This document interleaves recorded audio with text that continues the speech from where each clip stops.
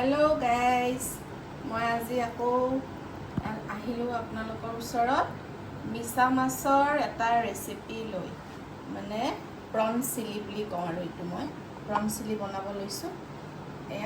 ইয়াতে প্ৰথমে দিছোঁ কৰ্ণফ্লাৱাৰ 2 চামুচ মেৰিনেশ্যনৰ কাৰণে, আৰু 1.5 চামুচ 2.5 চামুচমান দিলেও হ'ব। মই 2.5 চামুচে দিলোঁ। ইয়াতে আদা নহৰু বটা,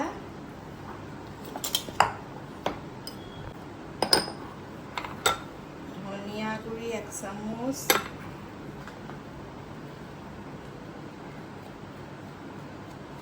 কাশ্মীৰী মিৰ্চ অকণ,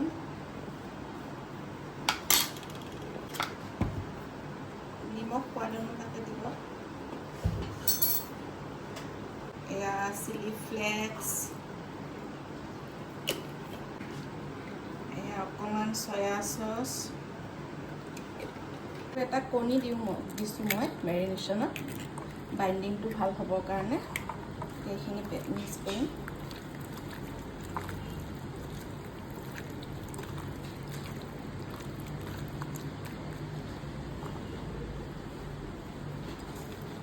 আধা ঘণ্টামান মই এইটো মেৰিনেশ্যন কৰি থৈ দিম, তাৰপিছত ভাজি ল'ম। এতিয়া তেল দিম। আধা ঘণ্টা পিছত আকৌ আহিলোঁ আপোনালোকৰ ওচৰলৈ, তেল দিম। এতিয়া ভাজিবলৈ এইখিনি এয়া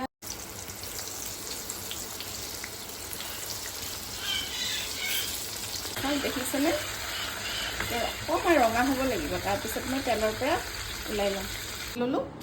মেৰিনেট কৰা পৰ্ণখিনি ধুনীয়াকৈ ভাজি ৰেডি কৰিছোঁ। এতিয়া মই তাৰ মানে মছলাটো বনাই ল'ম আৰু হেৰিটো, তাতে টমেটো পিউৰি এটা টমেটো লৈছোঁ, সেইটো পিউৰি বনাম।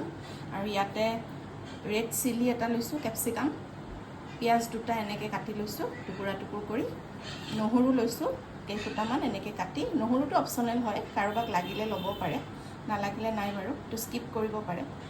আৰু এই জলকীয়া লৈছোঁ কেইটামান, 4টা কেঁচা জলকীয়া। এতিয়া মই এইটো টমেটোটো পিউৰি বনাই ল'ম। এইখিনিতো দেখালোৱে কি লাগিব আপোনালোকক।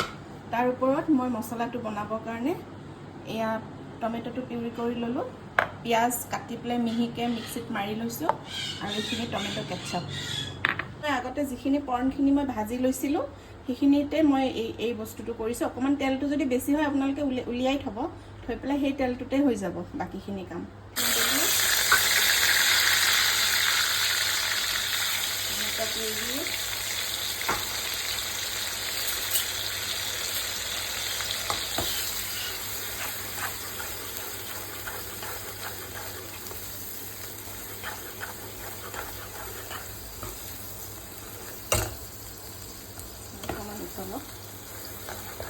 মছলাটো পেষ্টটো বনাই লওঁ। নিমখটো দিয়া আছে মেৰিনেশ্যনৰ সময়ত, নিমখটো নিদিলে হ'ব। এতিয়া কালাৰটো উঠিব লাগিব, অকণমান তেলটো ফুটিব দিব এইখিনি দি পেলাই। মই মেৰিনেশ্যনৰ সময়ত হালধি দিয়া নাছিলোঁ, হালধিটো নিদিলেও হয়, তথাপি মই অকণমান দিওঁ। যেতিয়া এই মছলাখিনি বনাই থকা হয় তেতিয়া অকণমান হালধিটো দিলে ভাল লাগে আৰু কালাৰটো, সেইটো কাৰণে হালধিটো মই দিছোঁ, অকণমান দিছোঁ। আৰু অকণমান ৰেড চিলি পাউডাৰটো দিম।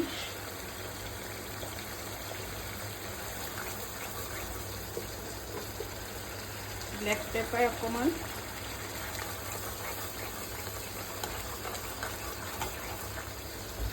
গৰম মছলাৰ গুড়ি অলপ,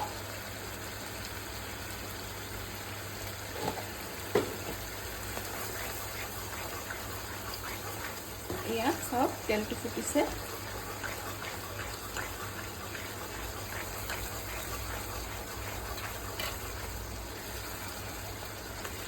চাওক দেখিছে কালাৰটো ধুনীয়া হৈছে লাহেকৈ তেলত। এতিয়া মই কৰ্ণখিনি দিম ইয়াত। তেলটো ফুটিছে নহয়, দেখিছে? এতিয়া মই কৰ্ণখিনি দিম।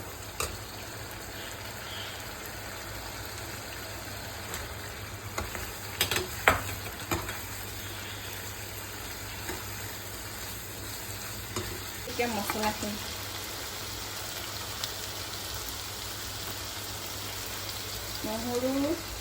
নহৰুখিনি স্কিপ কৰিব পাৰে যোনে নাখায়, মই এনেকৈ দি ভাল পাওঁ কাৰণে দিওঁ। পিঁয়াজ, জলকীয়া, পিঁয়াজ আৰু কেপচিকাম, কেঁচা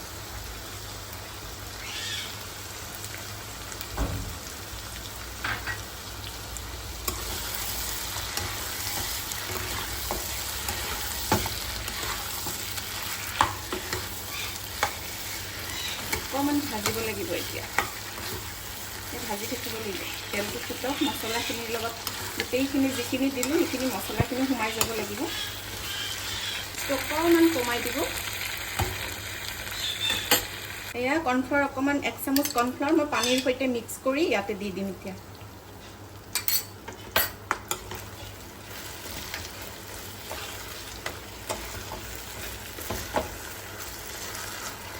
তেল ফুটিব দিব চব হৈ যাব আৰু লাহে দেখিছেনে হৈ গ'ল চব অকণমান